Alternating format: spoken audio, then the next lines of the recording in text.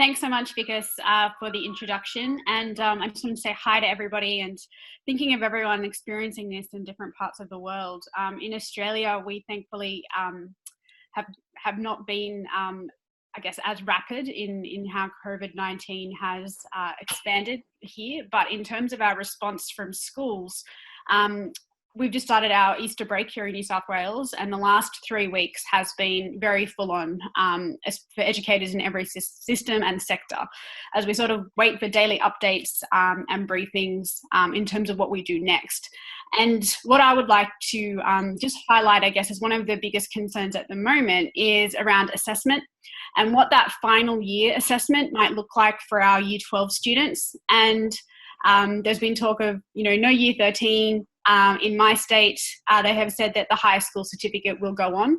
There are adjustments being made to that almost weekly. So, for example, music performances, the ensemble performances have been cancelled, and drama ensembles have been cancelled. There's major works that are generally marked by the board that are being still discussed over this holiday period. And our Year 12 students are halfway through their course, still knowing that they're going to get some sort of qualification, but it's that uncertainty for students, parents and educators working towards that. And I guess as a high school teacher myself, and I have Year 12, this is something that I'm directly involved with. And I think with using technology and online learning, one of the things working in a school that's in a lower socioeconomic area is that we had to plan from the very start a continuity of learning plan, and this was encouraged by our system to really think about what that would look like across grades, across programs. So, for example, I co-lead teacher induction at our school. So we've come up with what this will look like both for students and staff to continue the learning. And for Year 7, 8 and 9 now, we have planned learning activities with a strong focus on quality lessons. We're really looking at how can we make sure that this learning is going on with a focus on ongoing assessment with every learning cycle. So to take away some of the pressure from this every lesson in the junior school, we've learnt quickly that we can't have the same cognitive load that we would have in our classroom environment. So the last few weeks for us looked like most students, 95% of students in New South Wales public schools were learning from home. And so that change happened quite drastically, but we still had some students coming in, and schools are still open for the children of essential workers.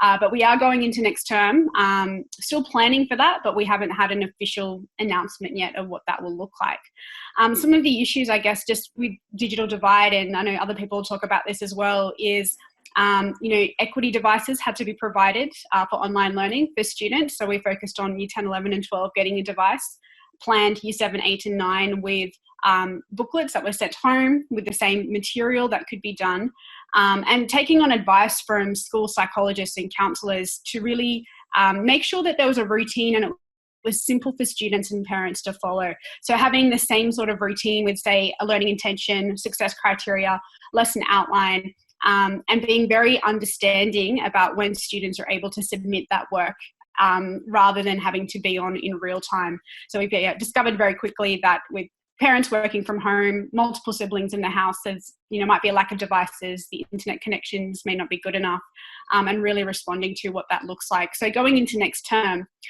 we're very much looking at having subject teams for each year group rather than a focus on classes. We're planning for what will happen if our teachers get sick or they've got to look after members of their family. And how can we ensure that when we're using tools like Google Classroom, that we've got multiple teachers on that classroom? And we're looking at having remote learning coaches. So there might be a teacher or two in charge of a particular year group, and having backup and support. So no class is going to be left alone, and really trying to plan for every contingencies. And I just want to highlight that one of the strengths in our system, in the New South Wales public system, has been non-school-based teachers in the system have been involved in setting up on time and point in need professional learning. So I myself signed up to a webinar last year on how to lead remotely. There were sessions on how to use Google Classroom, Adobe, the Adobe Suite, Microsoft Teams, and that teachers could access through our portal logins. And there's resources being added to that daily. There's also a resource website for parents. And so that professional learning in terms of the ICT support but also subject-specific communities, professional learning communities have been created. Our department has set up a primary school Microsoft Teams staff room for the state. Every major subject and faculty have got a Microsoft Teams staff room. And so resources can be shared without fear of copyright infringements and things. And I guess that intellectual property component is another one with teachers planning at this time. And so that's been some real strengths in our system that I've been quite thankful for. And so, yeah, just going forward now, I guess it's really been about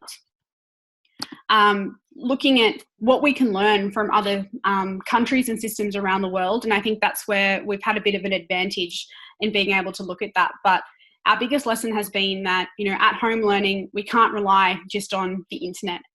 We need to be able to take and create resources, encourage teachers to focus on lesson design appropriate to their context. For example, a lot of the textbooks for particular year groups, especially in the lower years, are pitched way too high for some of the students at my school. And so it really has been about bringing subject teams together to develop resources that our students will be able to follow in a routine that they will be used to, but then considering that cognitive load and learning from others as well. I think my time's up. I can keep going, but I think my time's up. Thank you. Yeah, so if there was one thing that you would tell a system leader in terms of allows you to do your job more effectively, what would it be? It would be to really look at and trust teachers' judgment in designing, leading formative assessment at this time. And to be able to recognise that despite the fact this is a great opportunity for change and we're doing things differently, that it is still responding to a crisis. And so well-being needs to be at the heart of that. And that includes teachers, school leaders and students to be able to do their job and to support parents in this as well. So I think that really focusing on formative assessment and looking at what we can use from that in designing the solutions going forward is really something that we need to consider. There's a lot of agreement with what you're saying, lots of thumbs up and high fives going on around here. But the question that I wanted to ask was, is your comment is, if you limit it just to the current crisis period that we're in, what would be the one thing during this current crisis period? Because what you said, I think, is more longer term. But what would you want today to do your job better today? Today, and I think it's definitely equity, you know, in terms of funding and resources. I think that's what this crisis has revealed, is the disparities between the haves and the have-nots. You know, not even just around the world, but even within the same system, the same geographical areas. And, you know, thankfully our system has responded to issues of equity, but I know that not all systems have been so fortunate, and we still have work to do. So yeah, so is it, I know that Dave will smile in a second, but yeah, so is it fair to put that entire burden on the teacher? No, absolutely not. I think this is where I know a few weeks ago, a lot of teachers just didn't, you know, they just wanted to thank you, you know, in terms of all of the work that they were doing, whether that be from, you know, their families, societies. I think we're sort of like this glue that's been going on behind the scenes to hold so many parts of the community together. And teachers have been working frantically to make sure that that happens. And so I think that's just something that, yeah, we just need to acknowledge more of and highlights why teachers really matter. Thank you so much, Yaso, for contributing towards our conversation and our understanding today.